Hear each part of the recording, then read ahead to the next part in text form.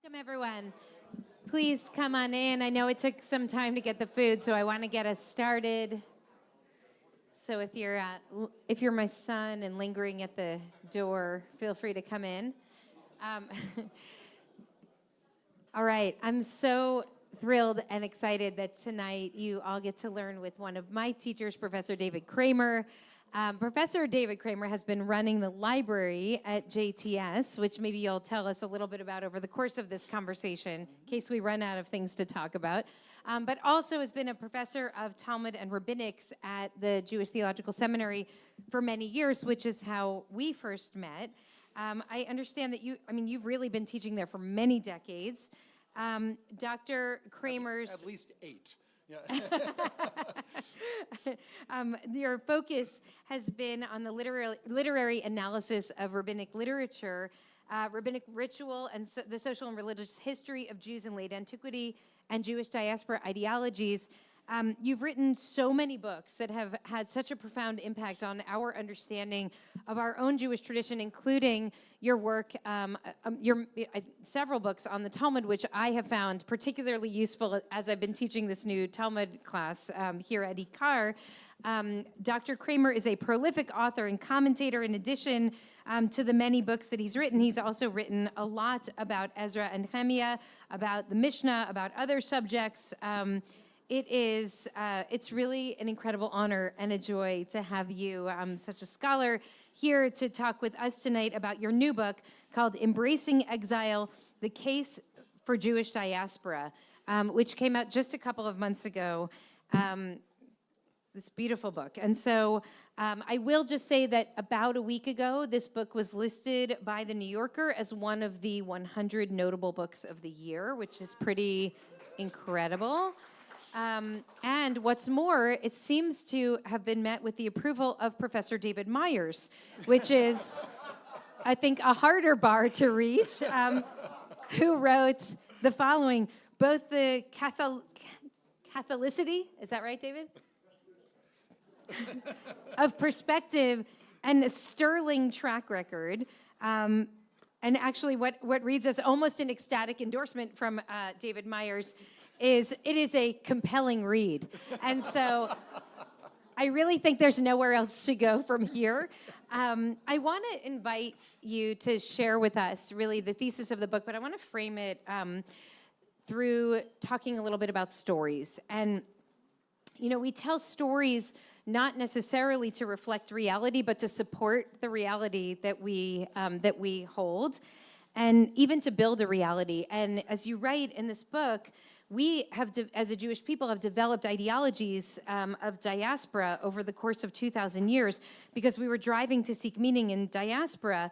And you share that the dominant narrative of Jewish history in the diaspora is what you really call the canonical history of the diaspora, is that we have essentially experienced an unending sequence of sufferings as strangers in foreign lands.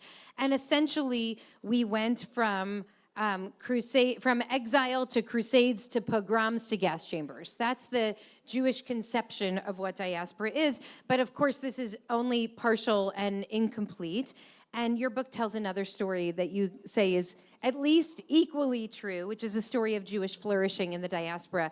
And I wonder if you could start by talking about these two stories, what it means for our people to choose one version of a story and then make that the dominant narrative that we tell. And what's the story that you are adding to the canon that you would like us all to leave here tonight holding as potentially at least equally valid to the story that we all grew up hearing? Wow. Thank you for that question. Great to be here. And I got to say, we are thinking along exactly the same lines as I was sitting there with the various nigunim, and trying to refine the way I would respond to any question. I began to think about the different stories. And I think that actually they're not two narratives, but three narratives. And so I'd like to very, very quickly, briefly share about that. The canonical narrative is the one that you just defined, but just to put it in chronological terms, and you put it in these terms, I think unintentionally, but you can respond and let me know. We often tell the story of Jews having a kingdom, dwelling on their land. There was, it's true, a first exile back in the Babylonian era, but it didn't last all that long. Jews came back, lived on their land, and then 2,000 years ago, and that number 2,000 is canonical, and we hear it all the time, and we sing it in Hatikvah, and I mean literally, you'll hear it from every Jewish commentator over and over and over again. At that point, an exile diaspora began, and Jews began to suffer endlessly, right? That ended, you mentioned the Holocaust. Ending is a complicated question, but we can talk about that.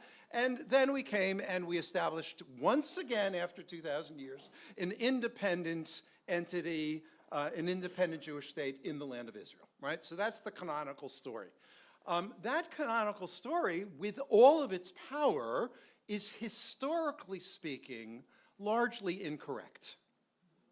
Okay, so let me tell the second story, right? So the second story is a story that notices that that Babylonian exile that I just went over very quickly, because in that first version of the story it doesn't have much impact, is actually crucial for the history of Jews and Judaism.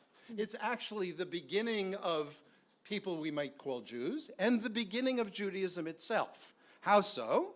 Right? Because with that exile, at least an equal number of Jews always lived in exile diaspora. From that exile until the present day, when we could talk about the demographics of the numbers in Israel and here, but certainly until the late 20th century, the vast majority of Jews through the ages have lived in diaspora. So when the Romans fought the wars with the Jews and defeated the Jewish armies and destroyed the temple in Jerusalem in the year 70, right, that wasn't the beginning of diaspora.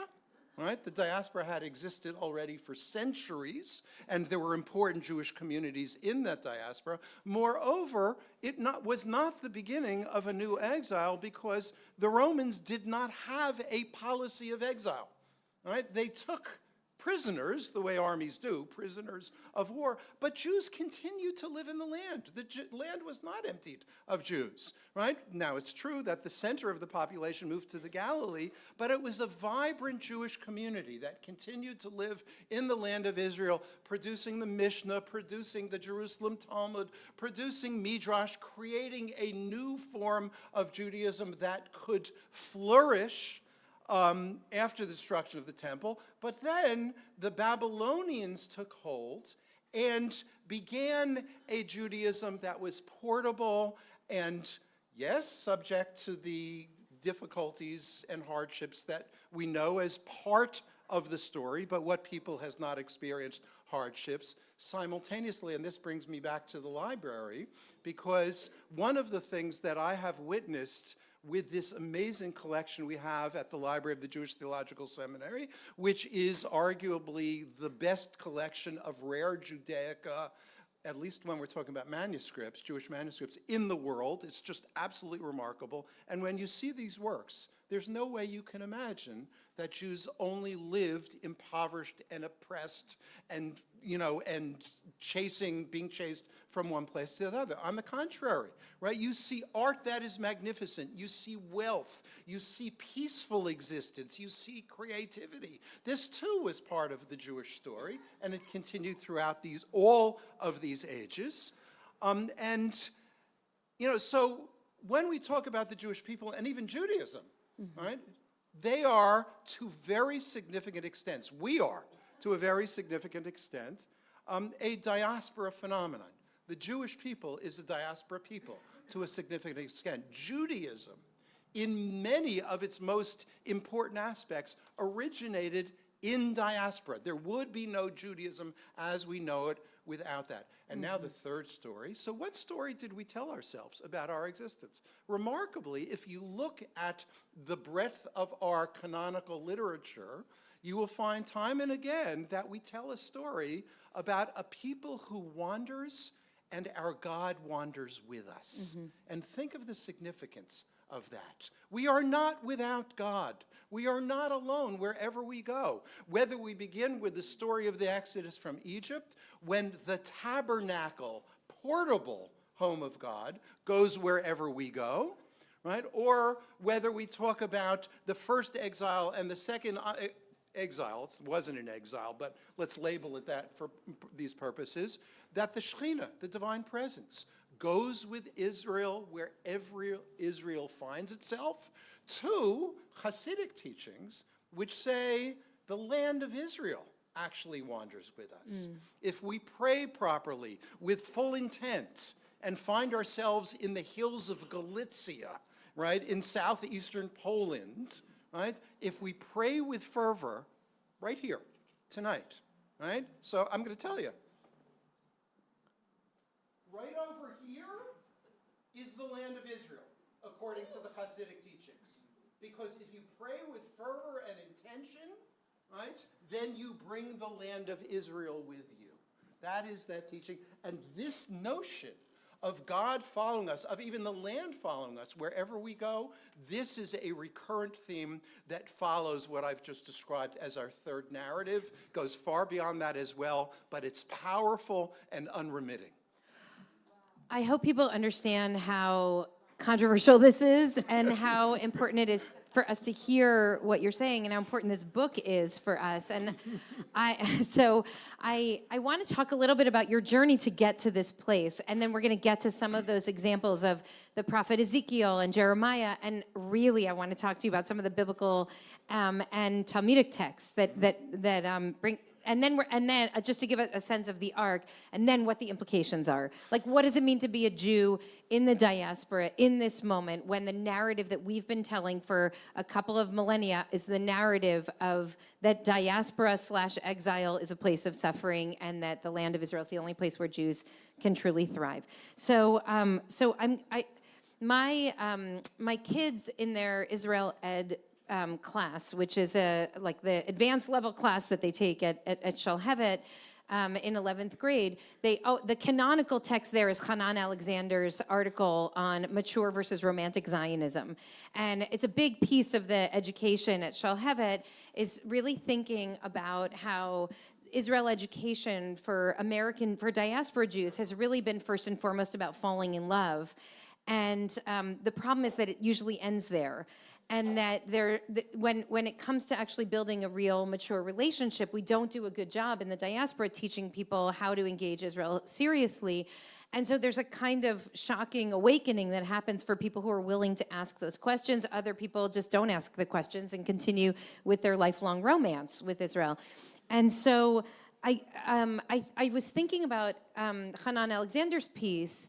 When I read the very beginning of the book, you talk about your journey and how you had junior year abroad in Jerusalem, like I did, and like so many of us, I think many of us did. And you actually, I mean, yours is pretty amazing. You were there when the day the Cardo was discovered, and I mean, you're part of history unfolding before our eyes. And there's a romance to that and an attachment that develops. And so many young American Jews go and study and then something happened to kind of mature your relationship, which I think led you on this journey to spend many decades doing this research. Can you talk a little bit about that journey away from the kind of romantic attachment towards something that brings to the forefront a very different narrative? Yeah. So just one short additional word on the romance. I mean, it really did begin with romance. And I had the privilege, just absolutely remarkable life experience of the year that I was on my junior year abroad in Israel, living in what was then the newly rebuilding Jewish quarter of the old city of Jerusalem. Right, so I lived in the old city, I mean, literally, I remember the day when there was screaming out on the street, the narrow streets, if you can imagine, of the old city of Jerusalem, screams of excitement, and I went running out to see what's going on, and people say, you gotta come and see this, right? So I go running down, and there was the Byzantine road, the Cardo, which had been uncovered for the first time in those many, many centuries. And that's only a small example, right, of the kind of thing I experienced then. And of course, how could you not fall in love under those circumstances? So what leads to the end of that kind of romance, right? Naive love? You discover the reality.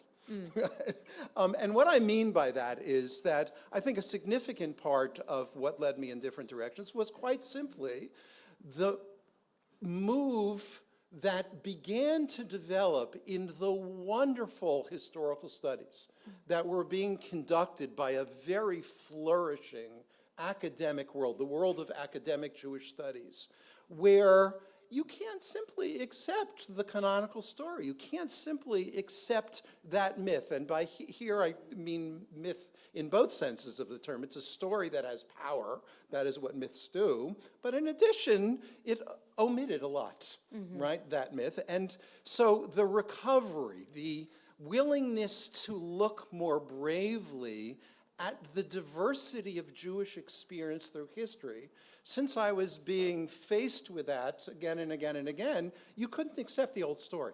It just didn't work anymore. Now that's part of it. The other thing is, and this has been an important part of every project that I've been involved in, you begin to see, when your eyes are open, all kinds of things that don't make sense in light of what you thought you knew, right? So when I came back from that junior year, I actually devoted myself, in my romance, I wrote a senior honors thesis on the commandment to settle the land of Israel in rabbinic literature, right? So what I thought I was doing was proving that every Jew has to move to Israel, right? That was, honestly, that was what underlied that project.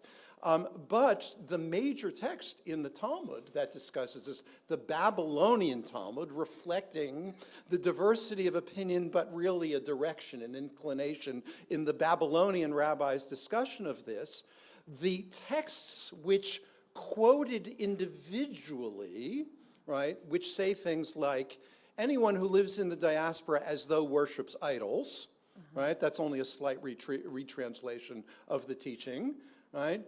You see that, and then you look at the way the discussion develops, and you notice that, lo and behold, that teaching is undermined by the Babylonian rabbis because they're very unhappy with it. And the conversation ends with a statement by a Babylonian rabbi who says, anyone who lives in Babylonia, it's as though you live in the land of Israel.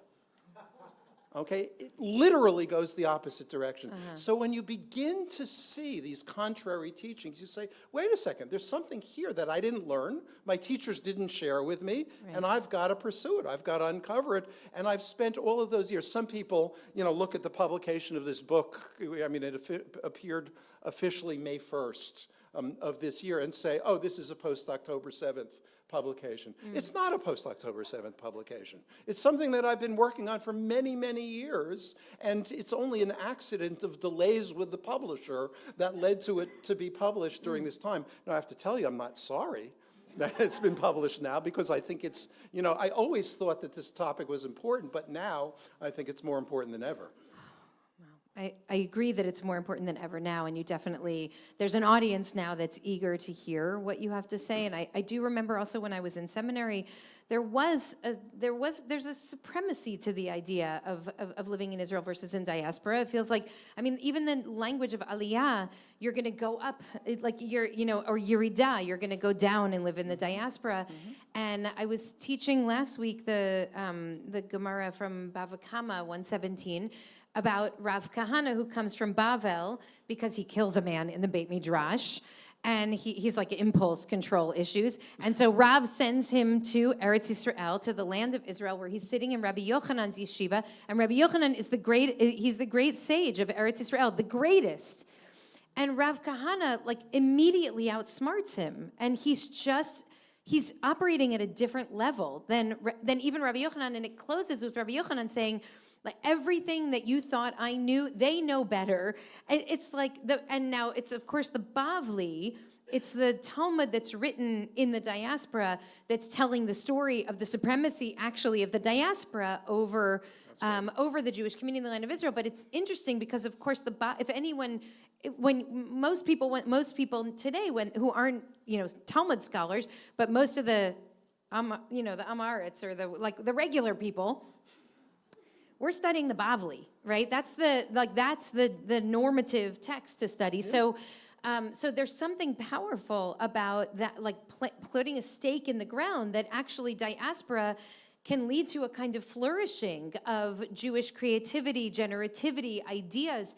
And I want, if it's okay, actually, I'm going to take one step back before we go into the text, because I wanted, Okay, but before you do that, I just want to add one thing. So there are many stories of the sort you just described, which describe the superiority of Babylonia when it comes to Torah.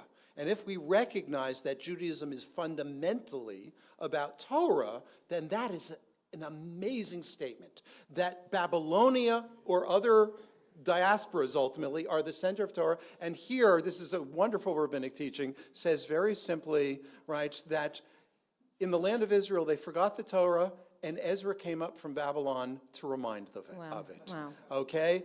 Then the Torah was forgotten again in the land of Israel, and Hillel, you know, the famous Hillel, the Babylonian, came up from Babylonia to teach it to them again.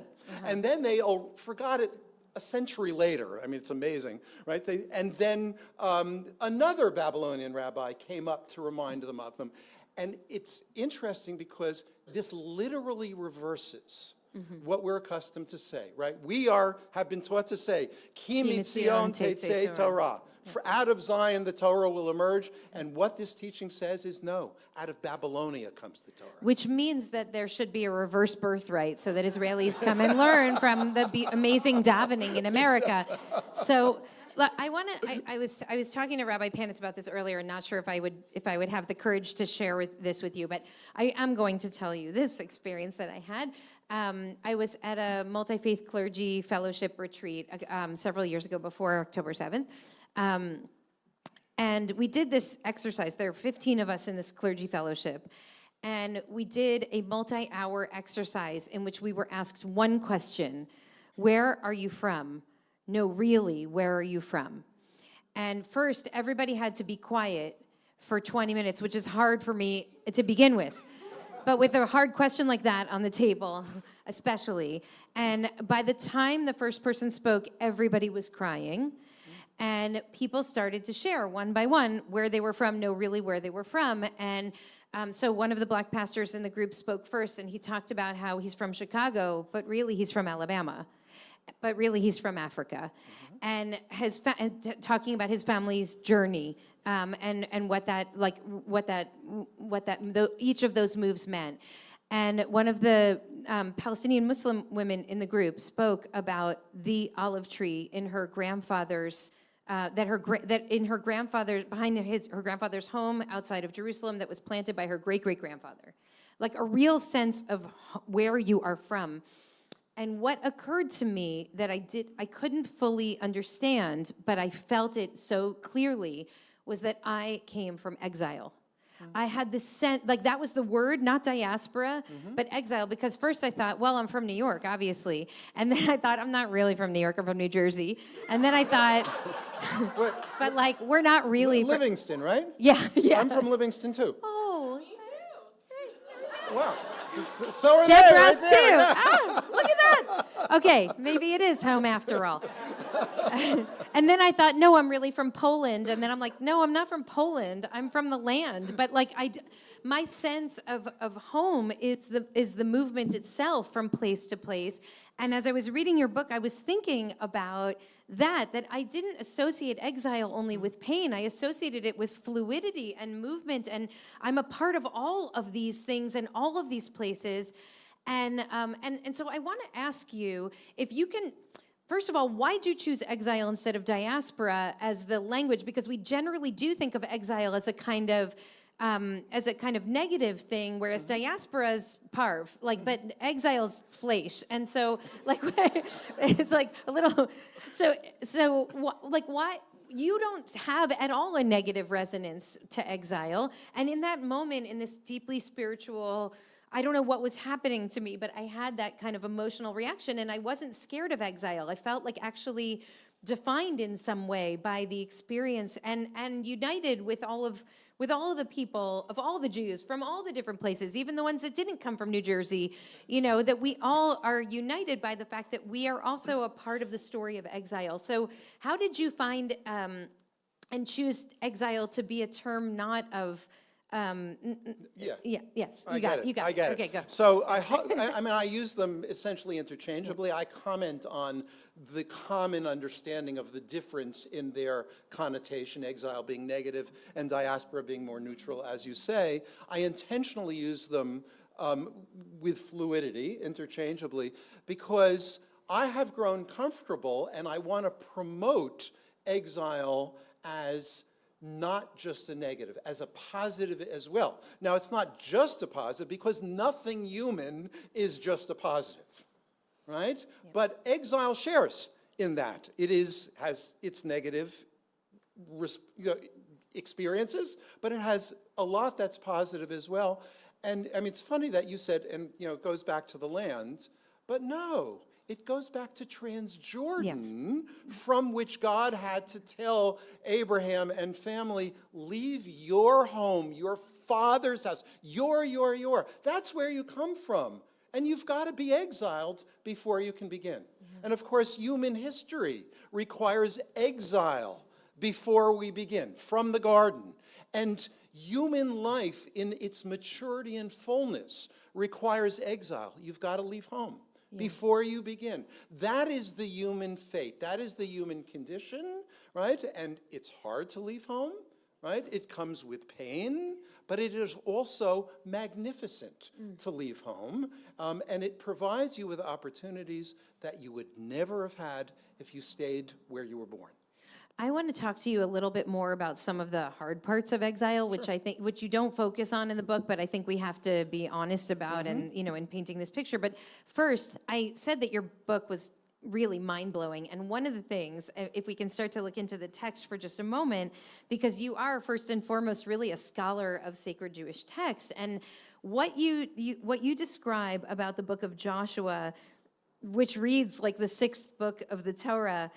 So why is the Torah then only 5 books? Chamisha Chumshei Torah, only 5 books of the Torah. Can you just speak to this and Yechezkel Kaufman's read of this? Yes, I was good. Thank you for adding Yechezkel Kaufman. Yes. I can't take any credit for this. I learned from it. Do you want to finish? No, I want you to finish. Okay. Yeah.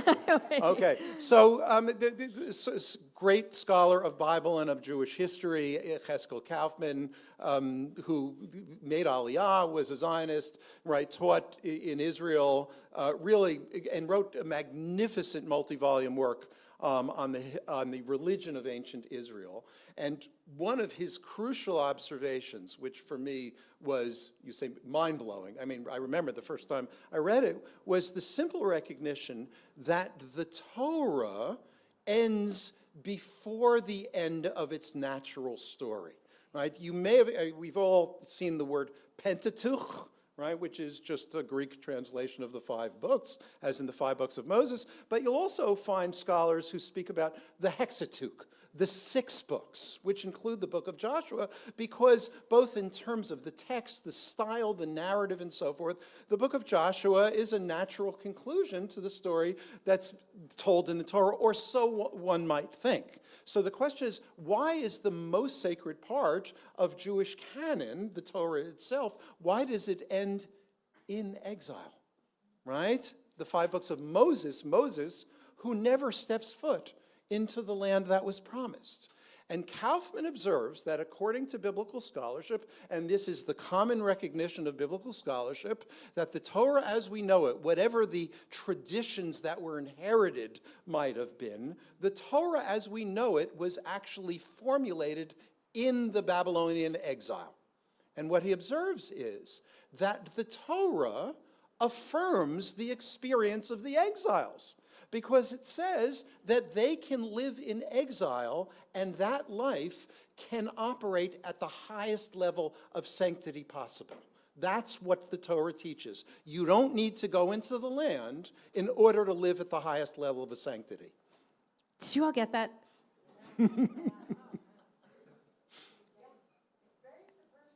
Yeah, yeah. It's very subversive. Right. Right. How is it legal? How is it legal? Okay. Well, because you've got a Because- marvelous leadership who've created an open environment. Also, right? Ben- And so it's actually possible to discuss things. Also, Ben Gvir's police force has no power in these auspices, so we're okay for now. Listen, there's that is absolutely mind blowing to me, and it changes the way that we look at absolutely everything. And there's so many more stories here, and I warned you that we could talk for too long, and I want to make sure everyone gets out of here in time to go to sleep at some point. But in addition to really laying out both the many kind of breathtaking reads of Torah stories, foundational Torah stories, like the Joseph narrative, and reading the prophet Jeremiah telling us how to live in exile. You should plant your gardens and make a life for yourself and for your children, and then and really speaking to Joseph, to Esther, there's so many examples here. But I want to go back to the piece that you kind of hinted at earlier, which is the theological side of this. And you talked about how the Hasidim and others say that you can actually access God in diaspora, and some people say even better in diaspora than in the land. And you can even access Eretz Yisrael. You can even access the land itself. There's a theological dimension here that I think is really important for us, which is the statement that we have in our liturgy, which is "Mipnei chata'enu galinu me'artzenu," because of our sins we were exiled from the land, is a part of that first narrative that became canonical. That Jews sinned. Why was the temple destroyed?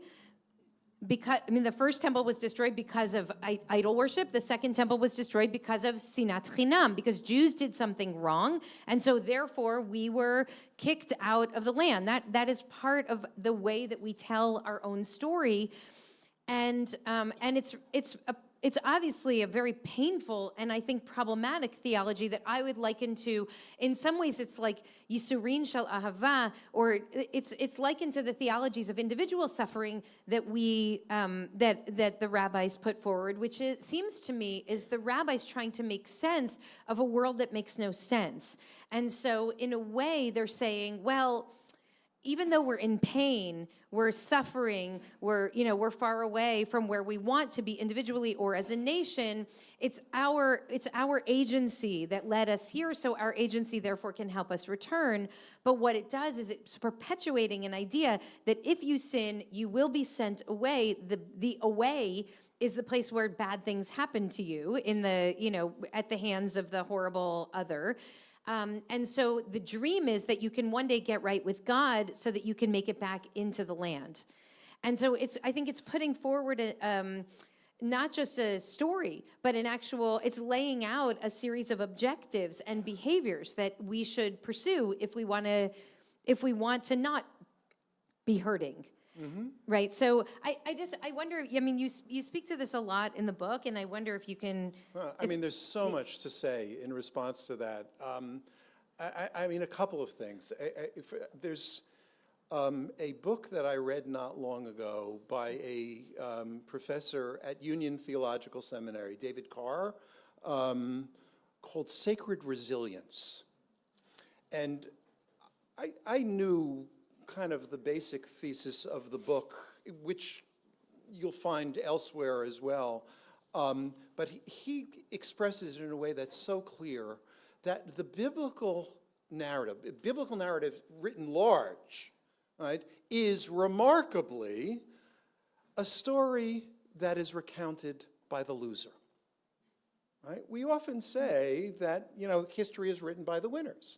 Right? But the biblical narrative is history written by the losers. We lost, except that it gets wrong what it means to be a winner and what it means to be a loser. So commonly, when we say, history is written by the winners, what we mean is the people who triumph in war, right? Those who are more powerful. But there are other kinds of power, and there are other kinds of victories.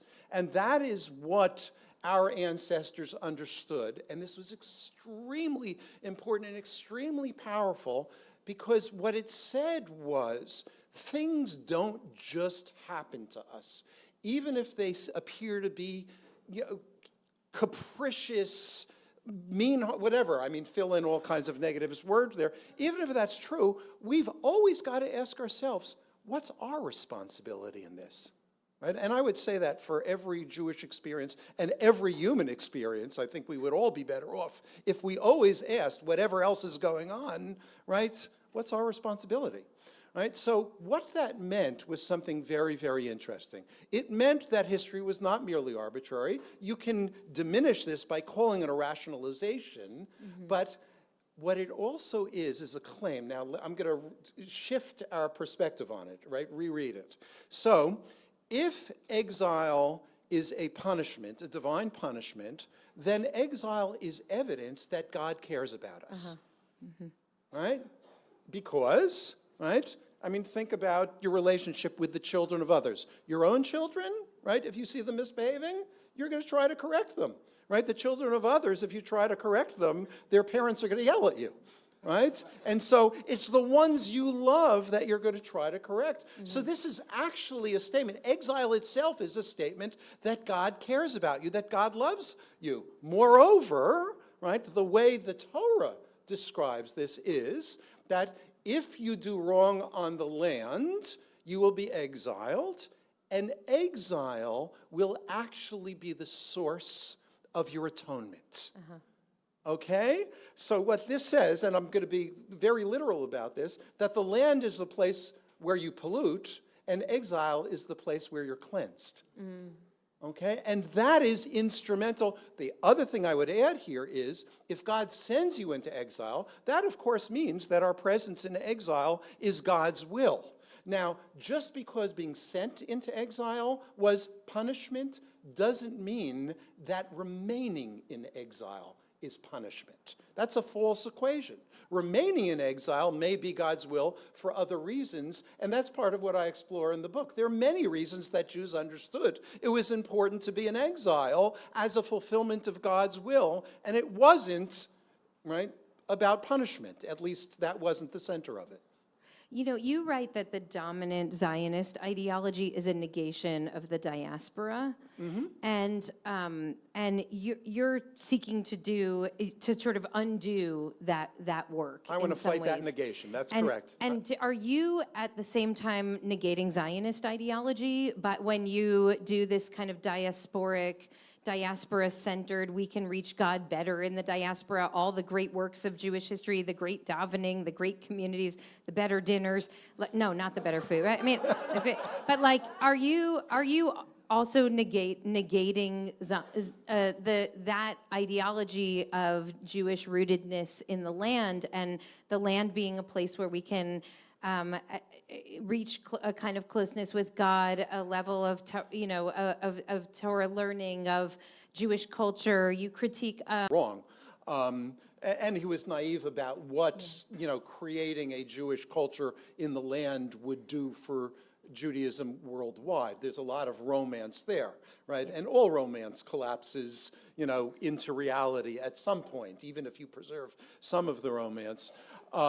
So no, it is not a negation at all. It is meant to rebalance, right? It's meant to recover a powerful history and tradition that has not been part of the Zionist narrative, because Zionists, right, and many of us may fit into that category. I'm going back to right? I mean, I don't know any individuals, right? But this is not meant to be a negation of Zionism at all. But Zionists, as ideologues, right, intended to support their position by telling the story in a certain way. That's the way all ideologies work. Zionism is no different in that respect than any other ideology, right? And I do object to the Zionist negation of the diaspora, which is not ubiquitous in Zionist thought and writing, but nearly so. I mean, the fact is that the tone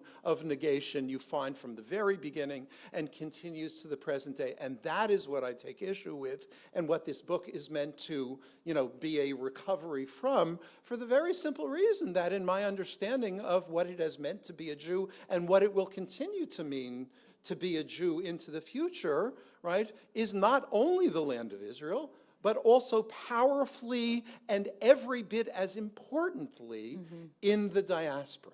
That's what I seek. So it's not a negation at all, right? It is actually an affirmation that if it were recovered not only in diasporas, but my hope is that this book will be read by a lot of people in Israel, right? And that some of them at least will not respond, with immediate rejection, but will say there's something important here, and it's got to inform the way I think about what Israel is, what Zionism is, and what it means to be a Jew. Because in fact, now, just like since the time of the Babylonian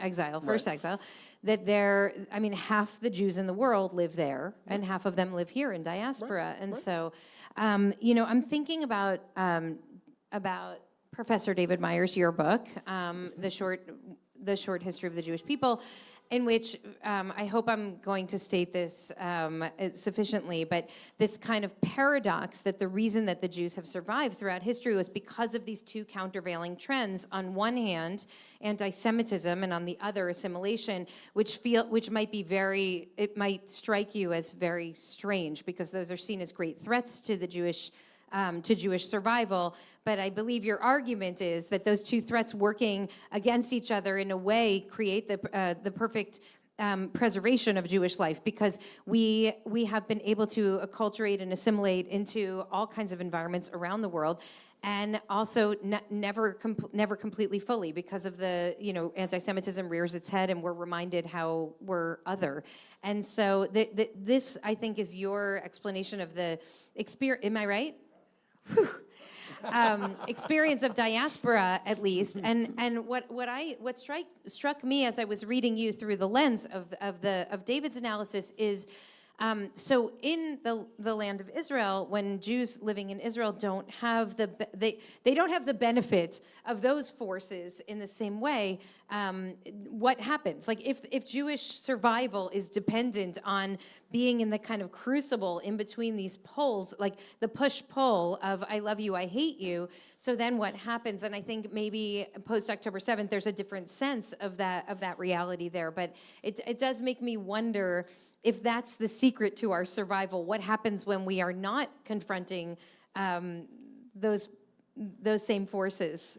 So if you agree with those, and there are several of these whom I quote and do some analysis of in the modernity chapter of the book, if you agree with those who, in a similar fashion, say that the diaspora has been the source of great vibrancy, richness, where we have learned a lot. And I mean, what's wonderful, if you walk into the exhibition that we have from the library now at the Grolier Club Gallery in Midtown Manhattan, it's arranged geographically, and you walk through the galleries, you see how different Jewish creativity was in the different lands that we lived, right? If you were in Egypt, if you were in the Ottoman Empire, if you were in Iran and Iraq, if you were in Yemen, if you were in Germany, if you were in Spain, if you were in France, and so on. Go to all those. It's so radically different with its commonalities, and you look at all of this and you say, my God, it is thanks to these many homes that we have been so rich in our multiple but combined cultures. And if you agree with this, then there is a danger of getting too many Jews together in a small territory, right, for too long, right? Now, I'm not going to describe what the danger is, but I will. I remember when I read this was probably 3 or 4 years ago, was a column in Haaretz, the Israeli publication, and the headline of the article was, Israel, where Jewish languages go to die. Right? Because you've gotten homogenization, right?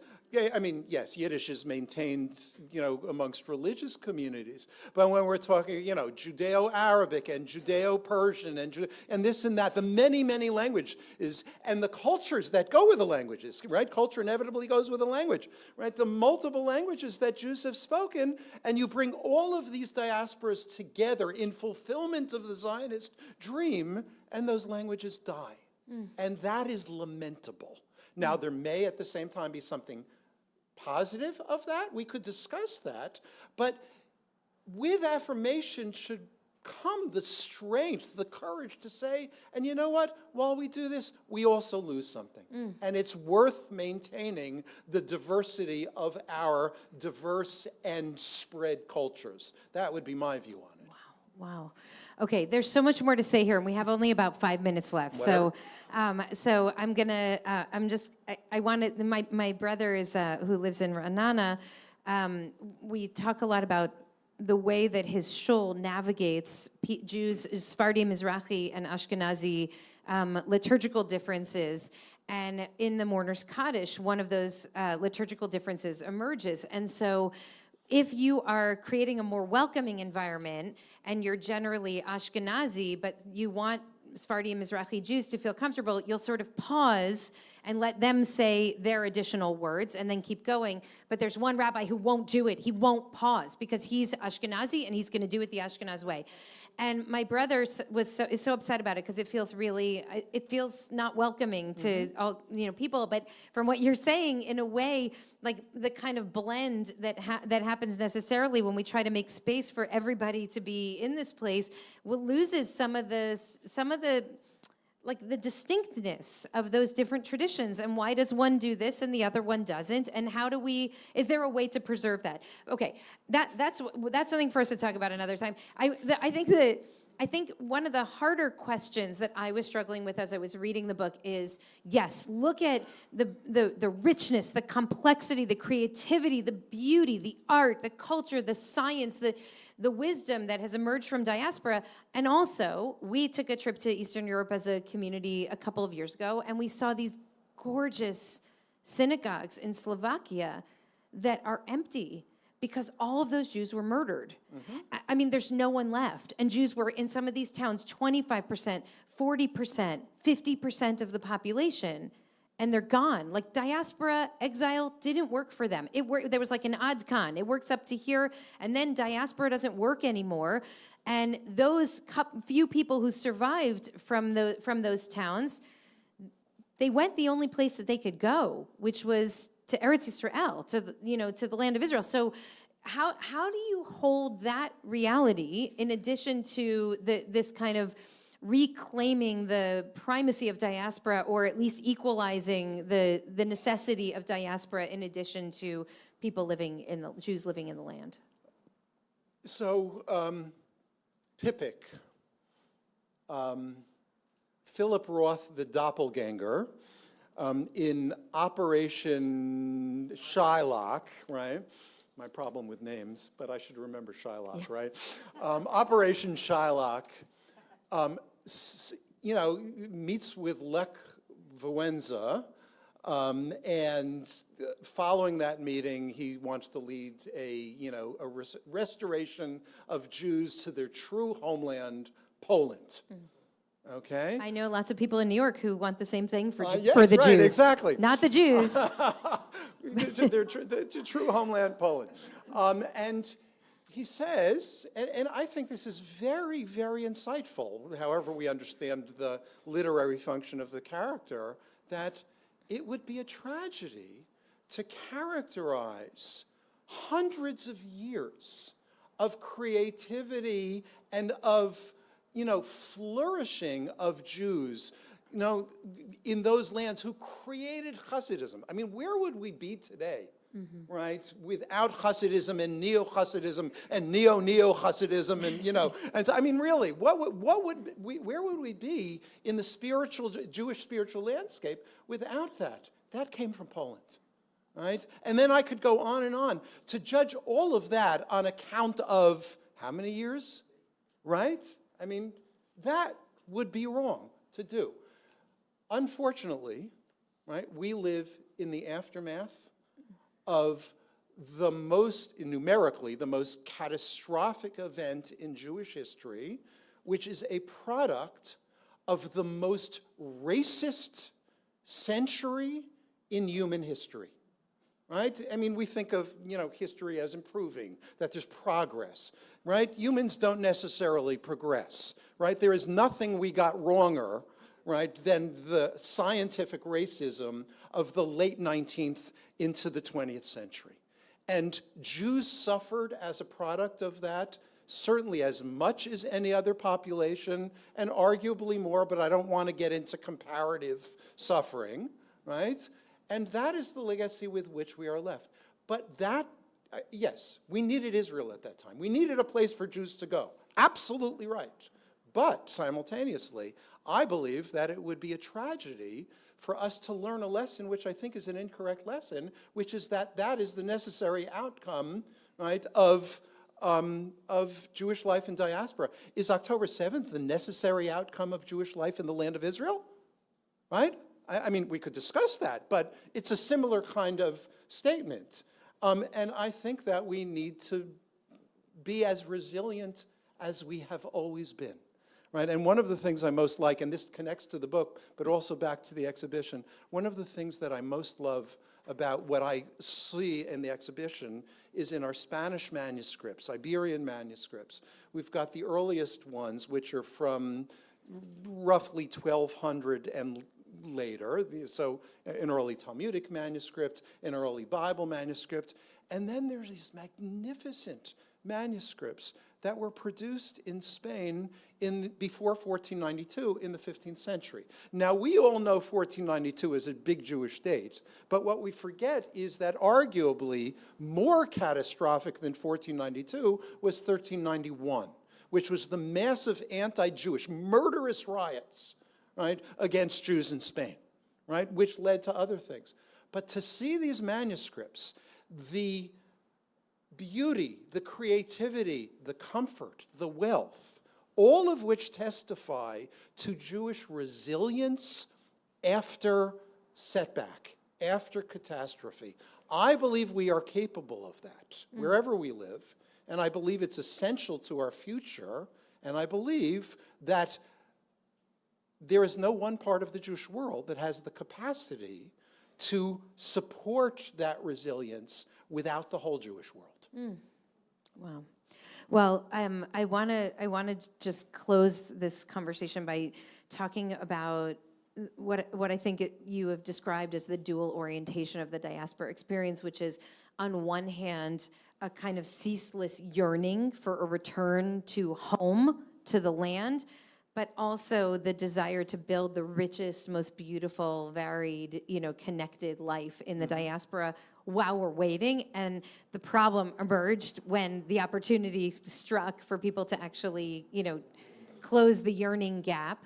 But if Jewish life is in some way built on an unfulfilled desire, and then we're able to actually establish a state and build life there and deal with all of the complexities and pains and heartaches that come with having power and having sovereignty.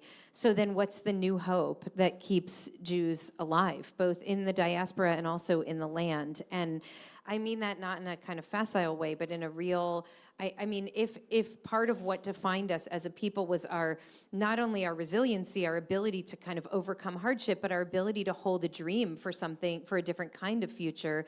So can you articulate what you see as a kind of, perhaps if not a unifying hope, then at least a hope that in the diaspora that we can hold as we navigate this challenging time? Yeah, first of all, just a thing about that longing, okay? Just a small word about that longing and then about the dream.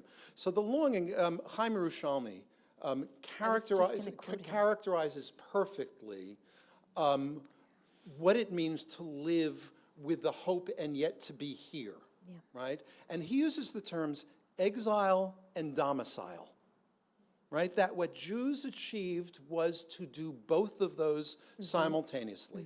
To have a sense that you were in exile, but simultaneously to domicile. That is to say, I am at home, fully at home, even if you hope that one day, it will be returned. And let's not make a mistake, traditional Judaism would have forbidden Zionism, and its hope for return was not a hope that would be fulfilled by human beings in this history. It was a hope that would be fulfilled with the leadership of a messianic king, right, in the future. That's what those hopes meant traditionally. And Zionism, right, taking the initiative on the part of humans, was a radical movement in light of that, against the background of the tradition. Now, what's the dream?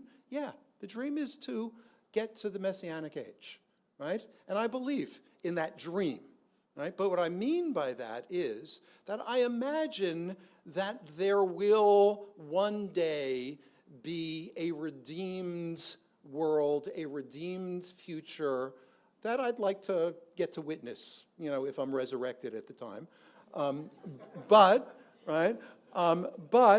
until then, it's something we have to hope for and work for, right? And that's our job as Jews, right? To hope for it. The hope is the work. The dream is clear. And part of what we do right here, right, on the Sabbath, right, to be perfectly honest about it, what is the Sabbath about? The Sabbath is creating an environment where everything we could possibly need is available to us. It's already here. Mm-hmm. We don't have to struggle for it. We don't have to labor for it. It's already here. Our meal is prepared. We don't have to travel anywhere because we're exactly where we need to be. All of those things. Mm-hmm. The Sabbath is the image of what we hope the whole world will be someday. And I don't mean literally every element of the Sabbath, but that is part of the dream we have created. And it's a noble dream, just to take one of many, many examples, which I'm sure you could fill in as quickly and probably better than I could, right? But the egalitarianism of the Sabbath command, right? The distinction between master and servant, between human and animal, disappears on the Sabbath because there is no class that should be working for any other class. So says the fourth of the 10 Commandments, right? And there are many other ways to express that. Okay, we have to end, but I would really like to probe that and what it means to hold a messianic dream, but to know that the greatest threat to the state of Israel, maybe the Jewish people, is the messianists who take that dream very seriously and want to enact it now in our time. I don't think they understand the dream. That's right. But no, it just has to be said. There is no more radical reform movement in the land of Israel than the radical messianists. Wow. That is the most extreme reform movement that exists in Israel today. Okay, I just want to say thank you for reminding me why I so loved sitting in your classroom and what an absolute honor it is to learn from and with you. And thank you all for being a part of this. What a treasure you are. The book is called Embracing Exile by David Kraemer, The Case for Jewish Diaspora. Thank you so much, everyone. Shabbat Shalom.